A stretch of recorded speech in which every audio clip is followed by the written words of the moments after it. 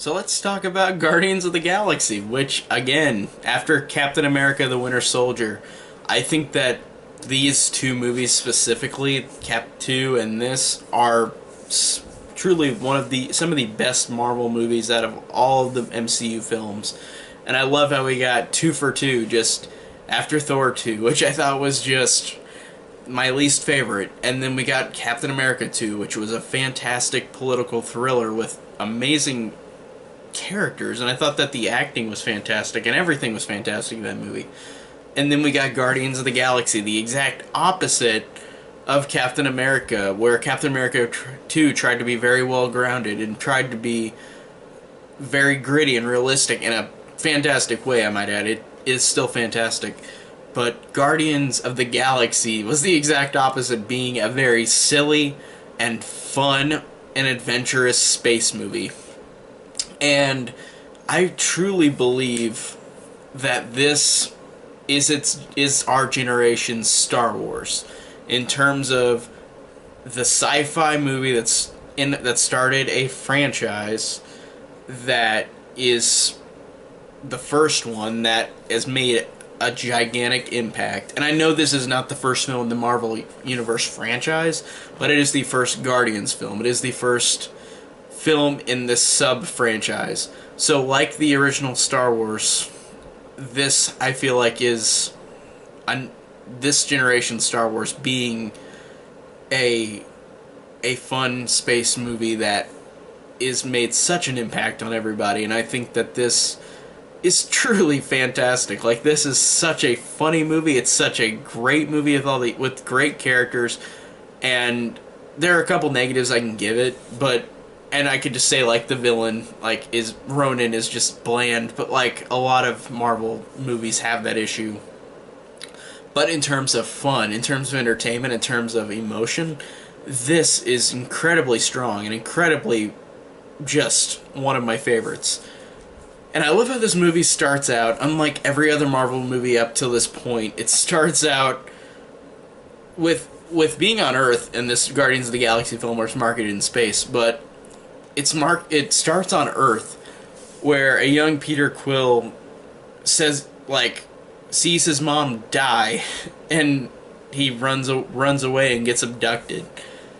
That was an amazing way to start this, because people didn't expect that. People didn't expect this movie to start out in a sad way, but I felt like that did a fantastic job of giving us a reason to care about Peter Quill in this movie, because you get his issue in the movie, which is he was taken away and his mom died in front of him. And I think it was such a powerful scene, the opening scene in the movie.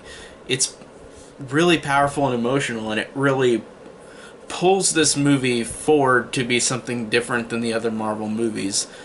And I think that it works so incredibly well with the end scene too, where whenever all the Guardians grab the orb, whenever they do that, and then Gamora says, "Give me your hand," it goes back to the line where his mom says that, and that is an incredible payoff, even though it's so quick in the end. It really, it tugs at your heartstrings. It's so strong, because it just, you see so easily the sadness of this character, and I really love how it plays into the plot in such a great way.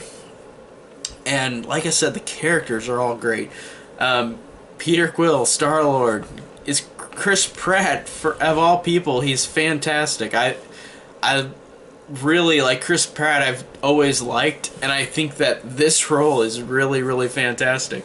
I know people love him in Parks and Rec, but I haven't watched that enough to really say I know much about it.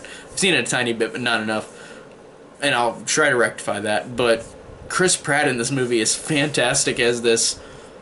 I love how he's a man-child. He is literally just, because he was 9 or 10 whenever he was abducted, so he literally knows nothing else. He's just uses references from all the stuff he watched or listened to in the 80s. And that's really cool, just showing a character who is just such a man-child. And I love how he's incredibly likable because he's so dorky in a way that like he plays into the crowd very well because he's so likable because you can see why he's like this, and you can see why he's kind of concealing this childish kind of personality because that's where he was taken from when he was a child. He was taken from this world where he knows nothing about adulthood, and I think that that's really cool. And I know that he's an adult in the future, again in space whenever he's in space. But I think that he really is such a likable character, and I love how he's got such a likable personality to him. Like he's such a kid, but he has such a great way of acting towards everybody, and I love how he's just a really, like, his performance in this movie is really fantastic. I really love Chris Pratt in this movie. Everybody else, top notch. All the heroes, top notch. Zoe Saldana, Dave Bautista, Bradley Cooper, Vin Diesel. Like, they all... I love how he got this mixture of all these people. And Zoe Saldana I've always liked too. And she's great in this movie. And Dave Bautista, who I don't really watch wrestling, but I know I think he did wrestling, but I think that he... And I've watched interviews with him after the fact that I saw this movie, and he's so soft-spoken and quiet. I like how he's so outrageous in this movie, like he likes to break free, and he's really... And I guess it might just be interviews, because I haven't watched his actual wrestling, so he might actually be charismatic, but he's just kind of soft-spoken in interviews, and I think that it's great seeing him all crazy in this movie. He's genuinely hilarious. And I love how Drax, his character, is so literal that he doesn't understand sarcasm. I think that made such great comedy. Like, the way that he wants to... Like, he's trying to understand something, but he doesn't. Like, whenever Rocket says that you can't say anything to him, it'll go over his head. And then Drax says... Nothing will go over my head. If it did, I would catch it. Like, that is such great humor, because it's so funny seeing this character trying to interact with every other character who's not literal like he is. I just think that he's awesome in this movie, too. And Bradley Cooper as Rocket. Bradley Cooper is a great voice actor, and I didn't expect that either, and I've always liked him, too. He's a good actor, too. But he's fantastic as Rocket. He's hilarious all the way through. He's such a smarmy little jerk. I like how he is... Like, he's just unforgivingly just kind of... He wants what he wants. He's trying to just... He'll do whatever he wants to get what he wants. And there's a funny gag in this movie that goes on a lot, in a good way, where he always wants, like, something from a person, like their leg or their eye... Oh, no, that's from the second one. But the leg in this movie where he says, I want that guy's leg that, like, is a mechanical leg on him, on that guy's body. And it's funny because later, whenever the Star-Lord actually gets his leg, then Rocket laughs out loud and says, was it funny? Did you see him, like, limping around? Like, it's funny how much of a jerk Rocket is. Like, he just... But he's so likable and incredibly, like...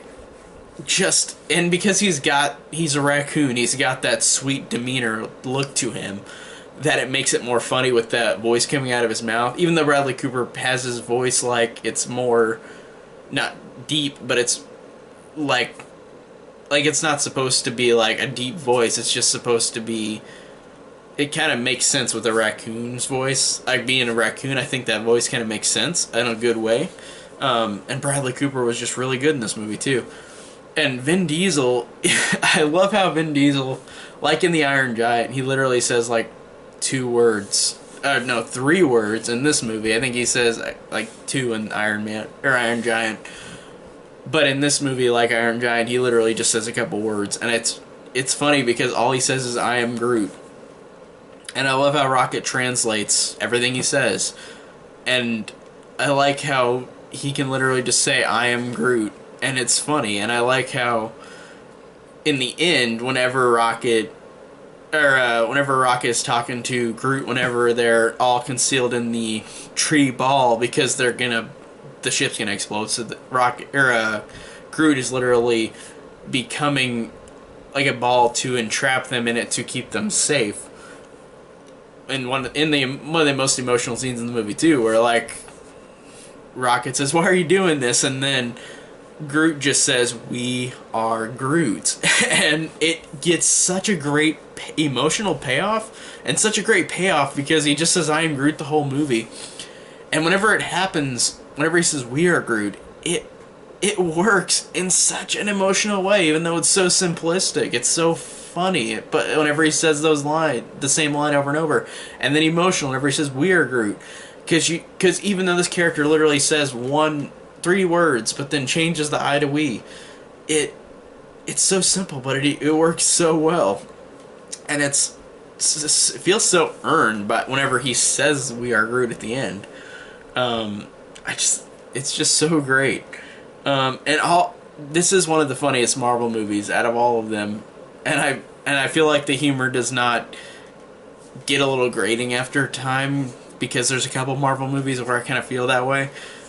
But in this one, the humor is just really funny because all these characters are so different from each other. Like how Star-Lord is a man-child, and how Gamora is trying to just be... She wants to get accomplish this mission, but like she's dealing with all these idiots. And then how Drax is so literal about everything, and how Groot just says three words, and how Rocket is just a smarmy like dick. I think that it plays so well with all these different personalities to them. And I really like Nebula too, and she's way more... Like, she's more developed in the second one, and I'm not saying that's an insult to the first one. She's just more of the villain in the first one, or one of the villains, and that's totally fine, because in the second one she gets a great, like, backstory that you didn't know until the second one. But Karen Gillan is really cool in this movie, and I like how she plays it to where it could be considered over the top, but I feel like it strikes a really good balance. It doesn't try to be super over the top, and she talks in a way where you can interpret it that way, but I feel like it doesn't go that strongly for me. So I just think she did a really good job in this movie too. And I like her and Gamora, they have a good relationship as sisters of Thanos, their father. I don't remember if both of them is his real father or not, or their real father, but Thanos is the one who watched over them, and I like the idea of them being raised by Thanos, so they're kind of cold and demeaning, and I like the idea that they are like that because of dealing with Thanos, who I really don't know much about, but I know he's an intimidating character, and I think that he's in this movie a tiny bit. I know he was in Avengers at the end of the credits, but he's in this for like a couple seconds more, so he's not in this either that much. So, but I really thought that just all the characters in this movie are really fun. Like, Ronan's the only exception, because he's just kind of... He really is one of the weakest villains. In terms of personality and in terms of just... I want to take over the world. And that's a shame, and it's not the actor's fault, Lee Pace. It's not his fault at all. It's just like how... Malekith was in Thor: The Dark World. It's like, what can you really do with this personality? With this character? It's like there's nothing you can really do with it. But overall, besides the villain, like, I still think, and even the villain's fine, it's just kind of bland. But the movie as a whole is truly one of my favorite movies. It's one of my favorite Marvel movies too. Just the humor, the characters, they all have great arcs, they all have different personalities that really work so well with their humor and how they bounce off of each other with all the different personalities they have. And it's really about them. It's really about these characters getting to know each other and how they are, this line from the movie, how they are losers, how they have lost something, but now they have found each other to become whole. I think that that's really cool. I really, really love this movie. And I love how James Gunn directed it, because I love Slither. And I really thought that it's weird. It's just like Scott Derrickson, who directed Doctor Strange, who did horror movies before this. I don't see the connection between the two. This one, I guess a little more, because Slither, even though it's a horror comedy, it has some elements that could be like this, but it's not the same. But I really am glad that he is the director of this movie, because he did a really good job. James Gunn is just a really, really cool guy. And from what I mean, he seems like a genuinely cool guy, and I really loved this movie. I thought he did a great job. His first big Hollywood movie, I think. Because, I mean, Slither was a movie, but it wasn't one that was like exploded. I don't know if it was a flop, but it wasn't one that... It became more of a cult horror movie, which is usually what happens with those horror movies. But I still love that movie, and I love James Gunn, and I think that he is really a good director in this movie. Like, he did great. So yeah, this is just truly one of the best Marvel movies, and with some of the best characters, the best humor, some of the best emotions, some of the best action. Overall, it's just really, really fantastic, and I love it so much. And next up, we'll be talking about Guardians 2. See you guys there.